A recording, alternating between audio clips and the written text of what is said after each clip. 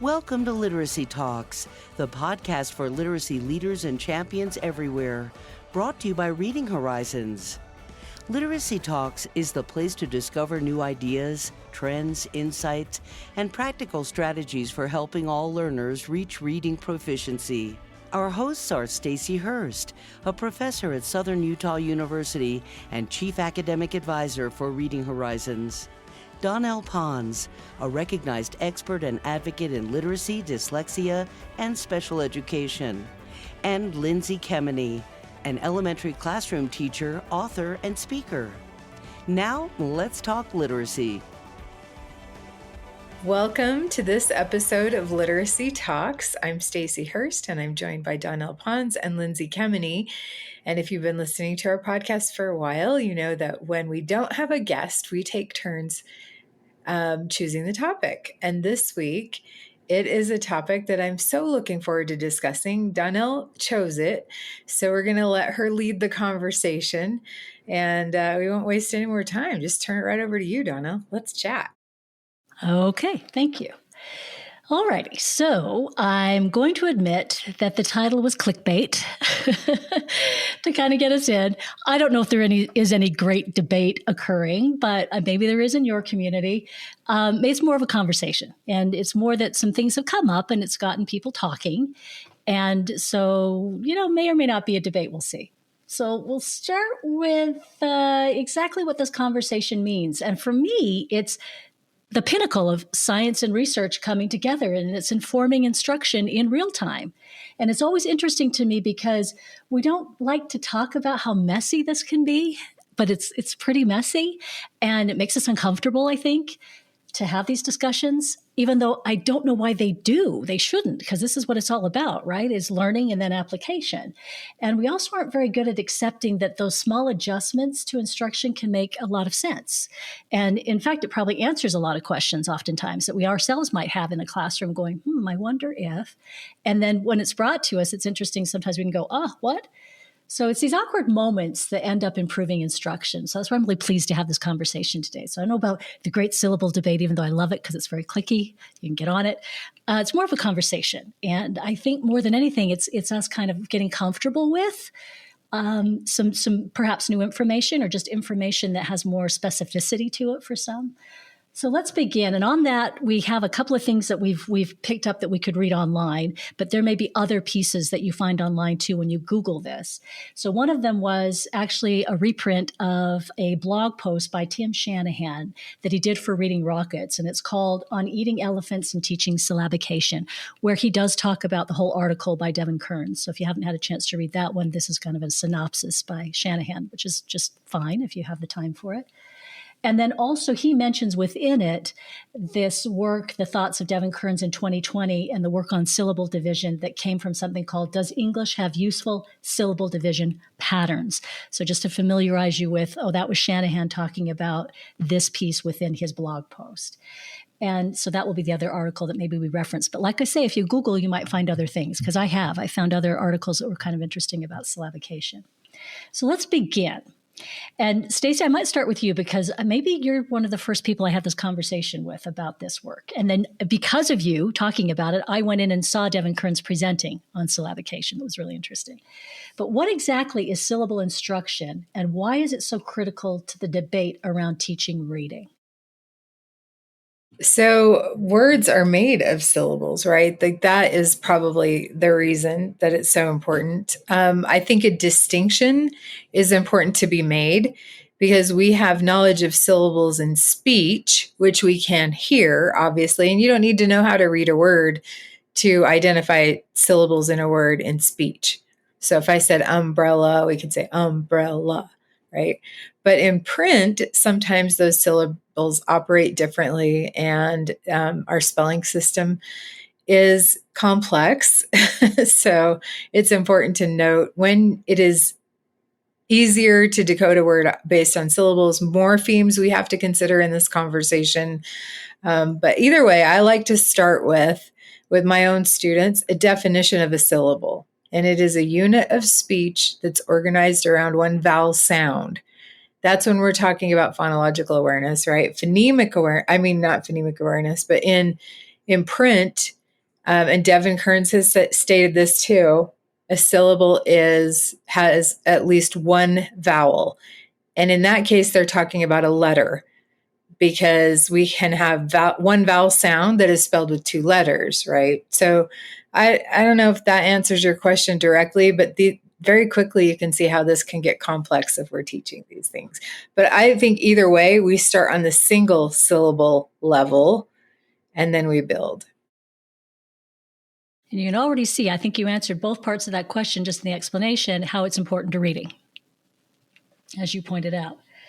And so why do some educators believe syllable instruction should be a central focus in teaching reading and spelling, while others think it might not be as crucial as we once thought? Lindsay, do you have any thoughts on that? Well, I think maybe what you're getting at, Donnell, is the way we teach them to divide syllables, right? Because yes, we need to be able to read the syllables. And there is kind of this debate.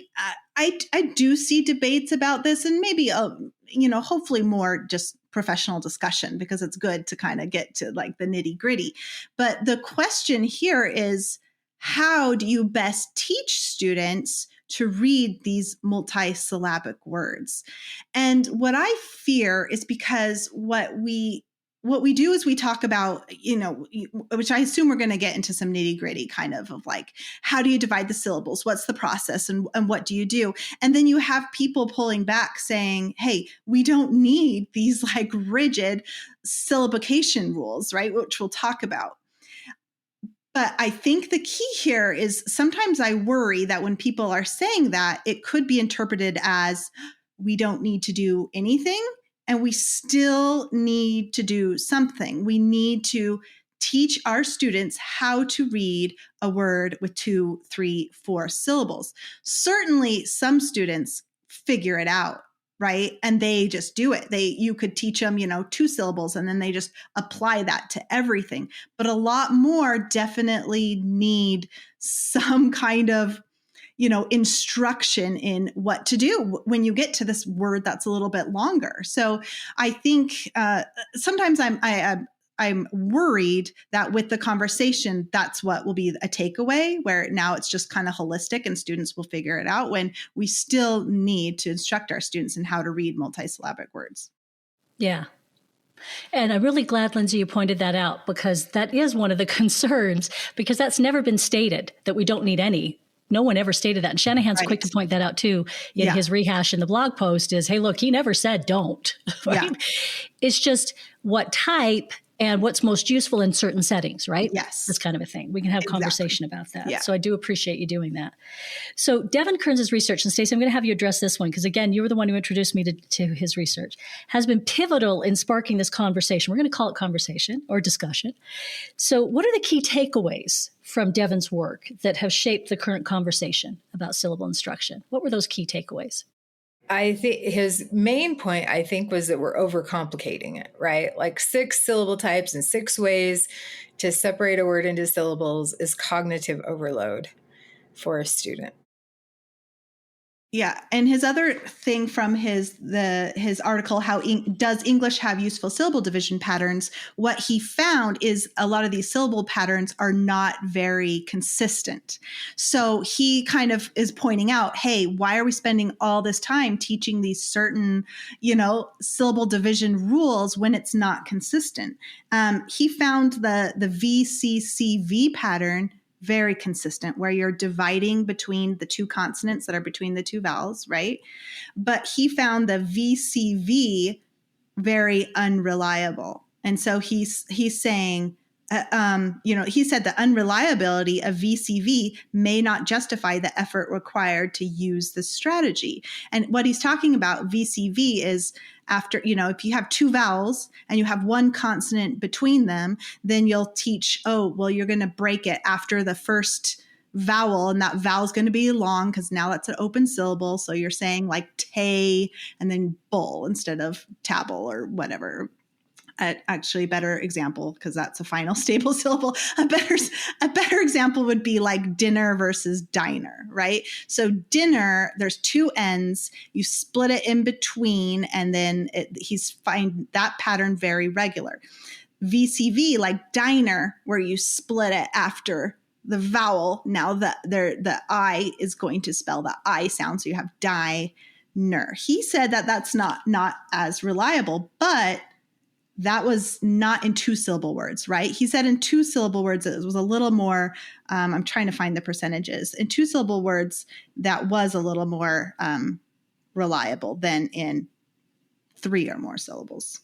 But we do still have words like robin that won't follow that. Exactly. pattern. Yeah. So he said it was like 30%, 30.5% of instances in VCV words, but that was, any amount of syllables. And if it was 2 syllables bisyllabic, then it was like, 47%. Yeah. So a little higher. And I want to kind of point out a couple of things too, because I have been probably for the past month or so really going down this rabbit hole, although I don't know if it qualifies as a rabbit hole. One of the reasons that we need to focus on the vowel is because we have a graphotactic language, meaning the letters around the vowel influence the sound of the vowel. Typically, it's the letters that follow the vowel, which is exactly what we're talking about when we're talking about syllable patterns, because it helps the student know the sound of the vowel, right? Whether you're talking about single syllable words or not. And when Dr. Kearns is saying that when we're splitting a word between 2 consonants, and the research has shown, and by the way, I learned this years ago in the book called Unlocking Literacy, page 48. I even made note of it because I used to train teachers on this. We have almost 43% of syllables are in the English language. Almost half are closed syllables, right? So that is one reason it's very consistent. And then to his point about 32% of syllable types are those open syllables. And he even posits that maybe we don't teach those terms to students, that teachers need to know that those are open and closed. And so combined open and closed syllables make up about 75% of any syllable we encounter, which is significant. But there are other syllable types that need to be addressed as well, and some of them in very common words. And I want to jump on what you just said, Stacey, because you just hit something that is debated, where you just said, hey, do students need to know this label? So I think that's a big question in this conversation, where you're dividing, well, then do they need to sit there and label, this is a closed syllable, this is an open, this is a vowel team, this is a final stable syllable? I mean, that's a lot of words. Do they need those labels, and do they need to label? Or, because sometimes some programs have, there are a lot of steps in breaking the syllable, and then they will label them as well. So he's even talked about, do we need to teach the terms macron and brev? And he says no, and I kind of agree with that. So what do you guys think about the label of the syllable types? I'm curious. For students, do they need to know? I actually think it's whatever. It might be important to use something as a scaffold, right? In the program I'm trained in, we do have a term for determining whether a vowel sound is long or short. And there are 5 skills that we focus on. So they are just referred to as phonetic skill 1, 2, 3, 4, 5. But very quickly, as soon as you get to multisyllabic words, you're just focusing on the pattern. So I think as long as we don't over rely on whatever term we're teaching, and we're focusing on what's the thing that students are able to read the words, right? Automatically. That's a good question, though. It's something to think about. That's a really good question. And, Lindsay, it makes me think about the setting too, because we all teach in different settings and have taught in different settings. And for me, I'm picking up typically students who have struggled for years, unable to pick up the code, to be able to master this thing, to be able to take words apart. And so for the students that I teach, typically having some foundation or base and some vocabulary to talk about these things is useful for them. But I'm thinking of a whole class, general classroom, and their first graders. How useful is it for them to be labeling things? It's a good question. Yeah. Well, and it adds to the cognitive load, I think. So, it's one thing to be like, here's 2 vowels. Okay, we're going to look for the letters around the vowels. We're going to chunk it and read each one. Okay. And then it's a whole nother thing to be like, okay, now what type of syllable was that one? Closed. What type of was that one? Open. Now read the word, And I say that like knowing with my son, I used a few different programs with my son. I worked with him over 4 years, and he has severe dyslexia. So, I started out, we did label those vowel types because the program I was using at the time, that's what they did. But like looking back, I do kind of wonder, like, gosh, did he really need to know that was called a vowel team syllable, or did he know that? He need to know that? I don't really think so. He just needed to read the word. But did spending that extra time for a little bit, labeling those, did that help him really focus more on those letters and the syllables? Did that help him focus? And then did that help him later on as he's reading? Because of course, like now as he's reading, we don't stop and divide up a word. He can just read the word. He'll go, I still remember when he sat there and read unceremoniously. I think it was in Harry Potter when we were reading that. We didn't have to stop and do all these syllable rules and break, and label all the syllables. He just did it. So I guess what I'm curious is, did that help inform him to be able to do that or not? And I don't know if we have a clear answer on that, because of course, whatever we're doing to divide syllables, it slows us down at first, but we don't do it forever because the students kind of internalize it, right? And anytime you're analyzing those patterns, it is useful when you're learning them, right? That's why we have a lot of research to support analytical types of approaches to phonics. But yeah, with my first graders now, like, no, we don't label the syllables, but I like what Donnell is saying, because she's like, well, her adult students that she's teaching, she is, and it's nice to have this language to use to refer to the things. And so really in this conversation, we really have to think about who we are talking about, right? Yes. And the age and who, and if they have a disability or not. Well, and that goes clear through, like you mentioned, Danielle, we're all teaching in different settings right now. And I think if I were to put my first grade teacher hat back on, the critical thing would be, can they identify the vowel sound and therefore the word, right? That's the critical thing. With my pre-service teachers, they need to know that terminology. And they find even identifying them very useful. But it kind of goes back to your question, Lindsay, how explicit do I need to be about this is for you to learn about the structure of the language. You don't need to be using the same terminology with your students. Mm-hmm. Yeah. And I almost think of it as, I have this base of knowledge and it's deep, has depth. And I dig into those parts when I need it. So when I see a student and then I go down, we're going to go 3 layers deeper. I'm going to go 4. It's almost like that when you think about it. It's not a one size fits all. However, you have to know all sizes. That's the thing about this as the instructor, is I have to be available to understand and meet the needs of anyone who comes into that learning setting, and also understand what's appropriate for certain learning moments. And then when I go deeper and pull this out. So this is I think this conversation leads us to think about many things that we do when we're teaching reading. Yeah.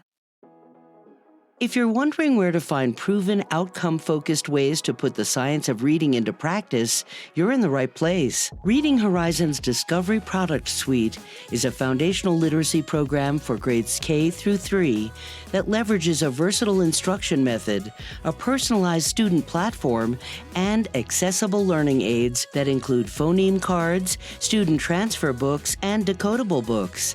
The program streamlines literacy instruction and empowers teachers so all learners can achieve reading proficiency. Go to readinghorizons.com/discovery to learn more and download the complete program details today. Okay, really good. This has got me thinking about so many things. Okay. So there's a question that did arise, and it's like, what role does syllable instruction play in helping students with dyslexia or other reading difficulties? I think we've touched on it several times. For me, I've said for my older students, it's a nice way to get language around this thing that has eluded them for so long, being able to take words apart and to give them a base from which to move from. So they just need to have a home base. I consider it home base in a way, almost. Here's an instructional piece I'm going to give you about how we're going to approach saying this word when you see it, because it's this type of syllable. That's giving our base. But then we have to have, at some point, flexibility. And I think this is the other part that Devin Kearns brings into the conversation, is because finding out that some of these types of syllables didn't hold all that often when it got into a multisyllabic situation. And so the thought was, well, then just how helpful is it? We have a thing called flexibility. So does anybody want to chat a little bit about what does that flexibility mean? Donnell talked about a base. She's talked about, okay, it has a usefulness to be able to know what the syllable type is, to be able to approach it. But then there's a piece called flexibility. And Lindsay, how about you? What do you think? Yeah. Okay. I love this. And going back to, talking about students with dyslexia, they need, I think, especially our students with dyslexia, really need a set order of things to do. And we don't have to be, like Donnell said, super rigid, but they need, because we all know those students, they come to a word that's big and they kind of freeze, or they just look at the first letter and they guess all the rest of it, right? And they don't know what to do. And I think especially our students with dyslexia, we need to practice a procedure for them. So right away they know, hey, look for the vowels, and then whatever you do and whatever your program does, I don't know if we know for sure, one specific way is better than another specific way, but like Donnell is saying, you are being flexible. So I and I've used so many different programs and they all do things a little different. One thing I like, Reading Horizons uses this, you look for the two vowels and then you look in between them. And if there's only one letter or consonant between them, they use the phrase one will run. I hope that's okay. I can share that. So you'll go one will run. It kind of rhymes, so it helps them remember. So that means the one consonant in the middle will go with the second group.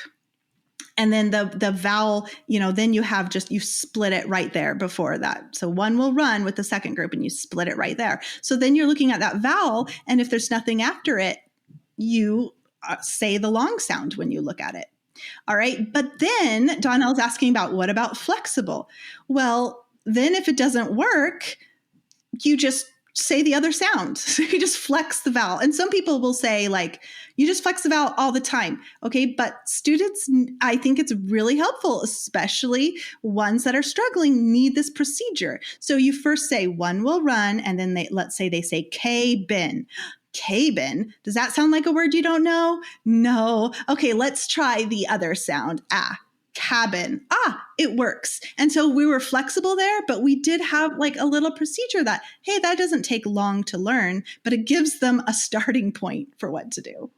You're bringing back so many memories for me when I was teaching first grade. I will say too, the reason a student can be overwhelmed by a long word could be different, because there's a certain point developmentally as a kindergartner or a first grader, you see a long word, it doesn't matter what your knowledge is. It might be too much cognitively, so you don't really know how to attack it, as we say.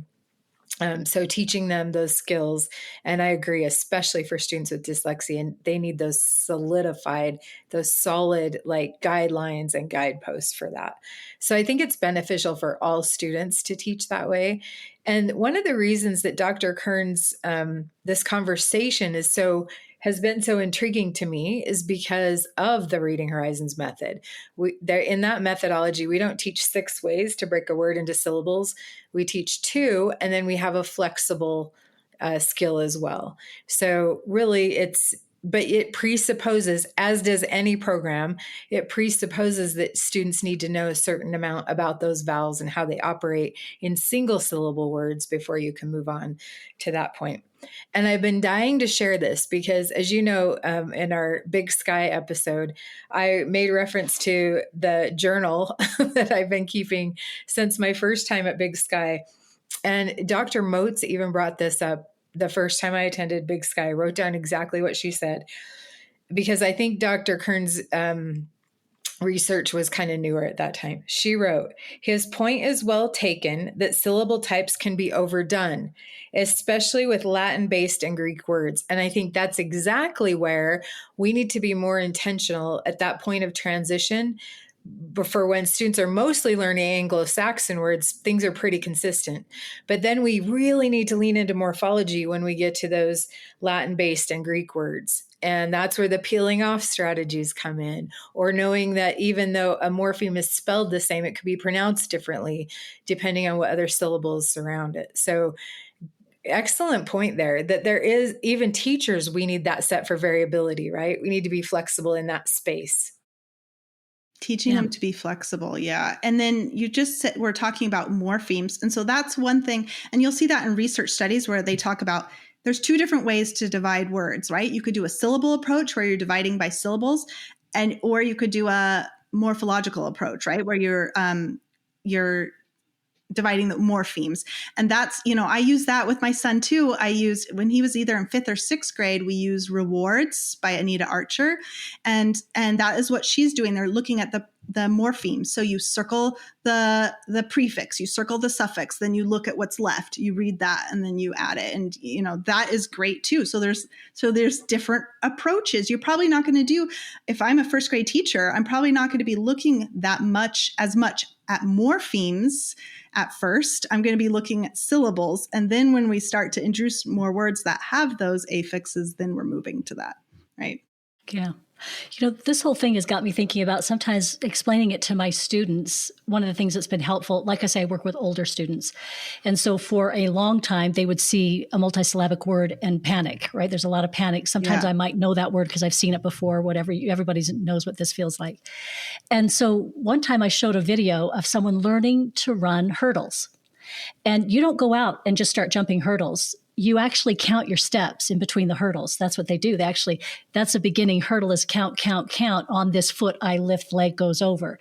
Count, count, count, leg goes over. And I likened it to the beginning's going to feel like that. It's going to feel like we're counting our steps to get to that hurdle. It's going to feel like, geez, when can I just run the hurdle? I saw that person just zipping the track. It looks so cool. And I said, eventually, we're not going to be counting steps. And to me, that's the same as teaching these, like I say, a base rule or some way fundamentally for a student to go after a word. But eventually, we are looking for them to be running around that track and jumping those hurdles without thinking about it, right? And so it's oftentimes nice to give your students an example of, this may feel like this, but this is where we're going, right? This is where we're going to start. This is where we're going to end up. And it's a lot like you saying too, Stacey, that developmentally, that's also important to think about too, because this conversation, we're far reaching, right? We're going from younger to older, but we all recognize there's a developmental trajectory as well, what's appropriate for a student. We all know that. And perhaps that's, one of the criticisms is that maybe if you're a general education teacher, maybe you're taking it too long, where you're spending too much time doing these kind of labored ways of breaking syllables, where maybe, I don't think we have an answer, like how many hours or how many minutes, across the year does a student need, but maybe maybe you're doing less for the whole class because you can hear that they just start reading multisyllabic words with no problems. But then you have a small group of students that you still need to break down and give them more syllable division instruction. I don't know. And we can't overlook meaning here either, because when we switched from a unit of speech, which is what a syllable is, to a unit of meaning, which is what a morpheme is, and in either case, you're going to be more likely to recognize that word in print if you know the word, if it's already in your lexicon, right? If you already are familiar with it. So not discounting, we're going to be using larger words when we're speaking to our students, but then really preparing them to be able to read them. There's a lot more that goes into it than just using those words with them. That's one reason why I've thought about, our English learners. Like, I wonder if our English learners, it's more important for them to, to follow these kind of syllable, quote unquote rules, but as a beginning, because if they don't have the word at all in their lexicon, it's going to be harder to flex the vowels. But at least if they have like a first pass, and then you can tell them, let me tell you what popular means or whatever it is, and connect it to the meaning. But it seems like for them especially, we can't just be like, no process. You know what I mean? Good Read luck. it. I feel like having a process is going to be really useful for them. Well, and even in English, if it's it's the student's first language, we have some little thing called the schwa, which is the most common vowel sound, Yeah. and it doesn't become a problem until we're focusing on the spelling of words, but they can be pronounced differently. I know I lived in the South for a while, and where I lived, they pronounced the word police as police, but where I live now, we say police. I emphasize the schwa, so that sounded weird, but that is true. And I have found research that supports the idea initially when you're teaching these words to students, if they haven't quite developed orthographic mapping yet, then it is important to pronounce it the way it looks and then say, how does it look like we should say it? How do we say it? And then identify, where is the schwa? Where is the difference in this? And I've had great success using that with my students as well, no matter the age. But it is that as teachers, we need to be aware. That's why I go back to Aries phases, right? We need to be aware of where they are in order to know how to support them over that transition. There's so much here, right?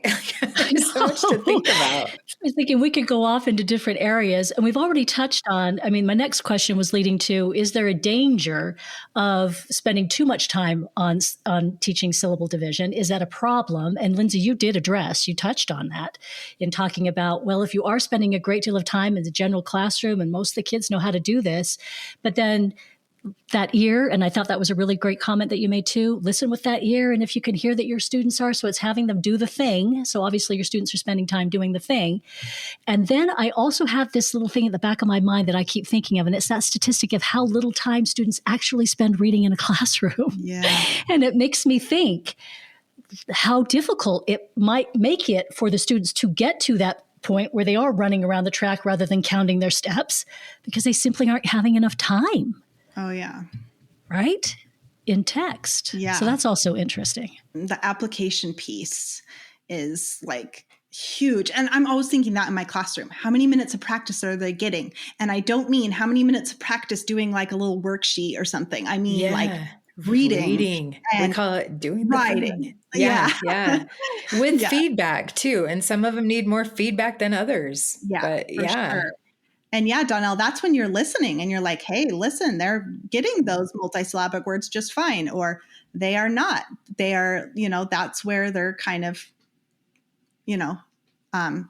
pausing or kind of maybe getting a little scared or like deer caught in headlights look. And then you're like, hey, let me help. We're going to practice a strategy for dividing this, more than, you've already done in the whole class. Yeah. I also think, too, over the weekend, I listened to a conversation with the author who wrote Holes, one of my favorite books. I love it. My students love it. Holes is such a great book. Louis, and I want to say it, Louis Sachar, I think is how they said his name. See? I hope I'm saying it correctly. Who knows? But he said something really interesting. And here's a gentleman who obviously loves books, loves reading. He's written some tremendous pieces. But they asked him, what was his favorite book reading when he was younger? What was his favorite reading experience as a child? Any of that? Could you come up with something? And he hesitated and waited and said, you know what? It was being read to. That was really interesting. Okay, so this is a piece I'm going to bring in for a little bit. I was being read to by my 4th grade teacher. He says, I don't remember anything else she did. I remember nothing else about that year. I don't remember her name. But I remember she read Charlotte's Web. And I was so into that book. He said, I was so into it that I cried in class and I got teased. That was really interesting. He said, I was there. I was living it. And I began to cry in front of my peers and then got teased for it. But what came of that conversation and made me think is how important all of those things are. So we've talked about the importance of having those students read so you can hear them, but also the role of hearing text read to them is interesting. What are your thoughts there? Because that just made me think of that. Well, it's huge because that's how they're being exposed to a lot of language, which, is important for all students and especially important for English learners because you want them to have those, those words in their lexicon, right? So they're familiar to them. And I like Emily Hanford shares this example of her son reading the word epitome. And then when he heard, oh, epitome, he was like, oh, that is epitome, but you need to have that like word in your vocabulary in order to recognize it. So by reading aloud, Donnell, I think it's great that you brought that up. By reading aloud and having these sophisticated conversations with our students, thinking about the oral language, it's going to help them as they read, because it's just going to be easier to figure out what those words are because they'll be familiar to them, right? Yeah, especially if you're talking about the meaning. Also, one thing I love that Devin Kearns always points out, even when we're talking about decodable text, which he says is important, we shouldn't be using such obscure words with such obscure meanings, even if they match the pattern of the spelling pattern that you're teaching, just so we're always making those connections. And I don't know if I should be admitting this right now, but literally maybe 2 years ago, it was in Devin's session. I say it like we're BFFs, Dr. Kern's session, that I realized, like hearkening back to second grade, my teacher read us Where the Red Fern Grows. And I remember learning the word vittles for the first time then. And I learned what it was. And it was Dr. Kearns was using this as an example. Guess what I learned? It's spelled Victuals. I didn't know that. I thought it was Vittles. And so all these years when I've been seeing the word spelled Victuals, I have been saying victuals. And I thought they were something different. Vittles and victuals are different. They're not. Same word. So unless we were focusing on, and we go into that, we talk about lexical quality, which includes all of the ways to look at a word, right? So maybe if my second grade teacher had said, this word vittles, it might be new to you. It means food. And this is how it's spelled. I wouldn't have had to wait decades later to realize they were the same word. But my mind was blown. I love learning things like that. This has been all a really good conversation. And I'm glad that we've gone these different places to bring things together, because we are having more conversation around oral language too. And we're also having more conversation around text quality and being able to read a variety of texts, and not just the text that a student might be able to read on their own, but also hearing other texts. So I think this is all it's a timely conversation to bring this all together. And I wanted to ask, how would you like to see the debate or conversation evolving over the next few years about syllable division or any of the other aspects we've talked about? How would you like to see it evolve? Well, for one thing is I don't want people to get too married to a certain way, I don't know. People get so passionate because they've seen it work, but I think we always need to be a little open to maybe there's a more efficient way or a better way, just staying open to that, but also be open to criticism a little bit of the way you're doing it. Don't take it personally. It's just maybe there's another way. Maybe understanding there are multiple ways to do this. So I don't know. Sometimes I see people get just so passionate about one program's approach than another. But I would love, it'd be great to get more research because, on some of these specifics, like a specific method. We do have some research about, I just want to share a couple things where I'm reading this article called Syllabic versus Morphemic Analysis, Teaching Multisyllabic Word Reading to Older Struggling Readers. So I need to keep in mind that this is for older readers, even though I teach younger. But they do share explicit instruction in syllable-based analyses has resulted in fluent and accurate reading. So you're like, okay, so there's support. But then it says that it's more effective when based on flexible segmenting of multisyllabic words. So that's what Dr. Kearns is saying, we need to be flexible and teach them to be flexible. We don't want these rigid rules. And it said it's more effective based on flexible segmenting rather than syllabication rules, which have been reported to have no positive benefits on readers' multisyllabic word reading, which is really interesting. But it probably goes back to the unreliability of those in not 2-syllable words, but 3 or more, right? And so not saying we can never teach any rules, but you're teaching them to be flexible within those. I don't know. So I'm just saying there's more. It's not so black and white. There's like areas of gray here that I think we're still figuring it out. And so I think the key is to stay open and to be flexible, but give your students a procedure that they can follow and teach them to be flexible with that procedure. And keep the thing, like look for, because another point is if we over rely on rules, like I've seen programs that have students repeat rules constantly, but just repeating the rule will not ensure that they can read and spell that word. So yes. Going back to that application, and what I would like to see too is more of a focus, because I think this could upend some apple carts if we're not careful, right? But I want to see more of a focus of being responsible about the research and how it is going to be translated to practice. Because some teachers might hear this and think, then you know what, I'm not going to teach any of these patterns and just focus on peeling off. But they still have to know what to peel off, right? Or they have to know that base or root as well. So they definitely need instruction in the sound spelling system, including syllable types, how to make sense of that vowel sound. But yeah, I agree, like being flexible. And I'd like to see more conversations. In fact, I have only talked to Dr. Kearns about this, maybe a few sentences worth, because we were focusing on something else. But I have often I don't have his phone number, but to be clear, if I did, I want to call him up and say, can we just talk about this? Can we talk through this? Because there's so much of what he's saying that resonates with me. And I mentioned that Dr. Moats mentioned that too. But then later I have heard her say, but I think he goes a bridge too far. Right. And I don't remember the context for that. So maybe I shouldn't have even mentioned it. But I think there's so much to still talk about. And what is the research saying? Initially, his research focused on patterns in print, not necessarily how students manage them. Right.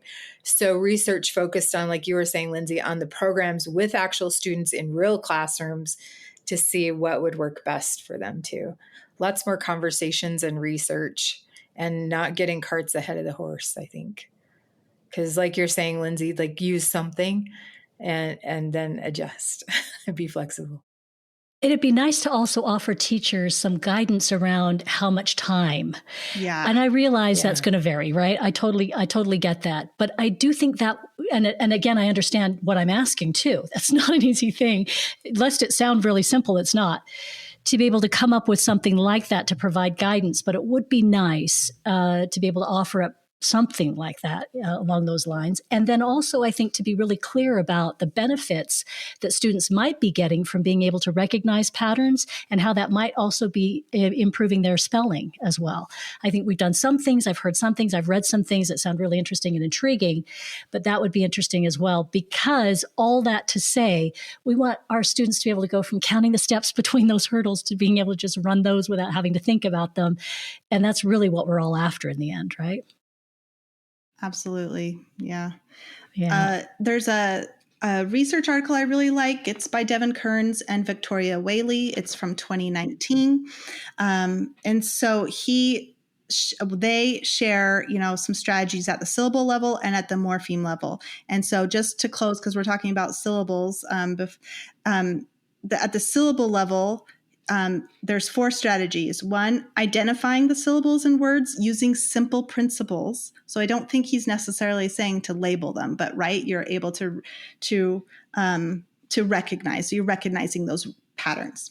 And then 2, knowing different pronunciations of single letter vowel sounds. That's being able to, a or a, e or e. Reading he uses the term polysyllabic. It's just the same as multisyllabic. Reading multisyllabic words using a flexible strategy. You've heard us talk about that. And then practicing correcting mispronunciations. And so that reminds me of Dr. Archer's rewards program, because she will do that where she'll say, like, she'll have the teacher go like, cabin, and they're like, oh, cabin, and you're like correcting it to a word you recognize. So anyway, I liked that article and how it kind of gave those succinct strategies. Yeah, and that's the every syllable has a vowel strategy as well, identifying them. And he has come out and said marking systems can be too complex. I agree that they can be, but they're also really great scaffold in the meantime. And even something as simple as underlining a morpheme, right, which he has said that he does as well. So, and then the peeling off strategy is when you're on the morphological Morphemes. level. Yes. Yeah, the morphemes. Yeah, and he did share that too. Sorry, I didn't share that one, but he did have strategies for, he said, pronouncing affixes in words to mastery, then 2, reading words by identifying the affixes and the base words, and then reading words in morphological word families. So, you're going to read a lot of words that all have the re stuff, prefix or whatever. So, yeah. Interesting, though, when we're talking about the syllable level, he gave 4 different things to do. Again, that would mean we need to be flexible. But all of this conversation has brought me back to the need to teach systematically, because when you're working within a system, you don't need 4 different things. You know what to rely on when you've built knowledge in a way that they're using their long-term memory for. And then also explicitly and sequentially. The sequence matters. That really matters too. And maybe at the point we haven't taught something, you can use a strategy that's a little more flexible for a student. But lots to this conversation, right? Oh, yes, lots to this conversation. But this has been great. Thank you so much. We went many places and they were all wonderful.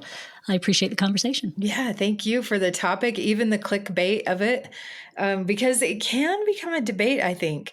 But I like what Lindsay said, let's just stay open and consider possibilities and refine what we know works, right, to a point that aligns with this research and upcoming research. And as always, I can't help but think of, because I work with pre-service teachers, teacher knowledge. And my first year of teaching, there is no way I knew any of this, right?